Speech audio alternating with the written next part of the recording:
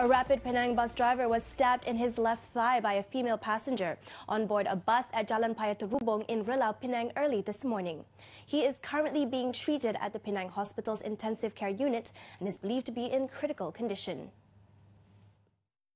Police said there were 5 passengers on board the bus when the 5:45 a.m. incident occurred.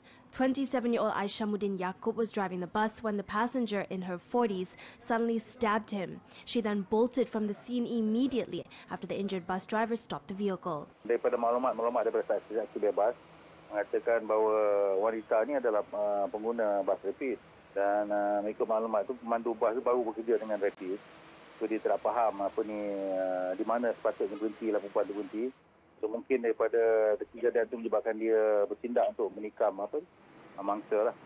Di belah kanan tak nampak betul di belah kanan. Tapi kerana mungkin dia lewat dihantar ke hospital, dia mengalami pendarahan yang agak banyak, so menyebabkan dia koma sehingga sekarang ni lah.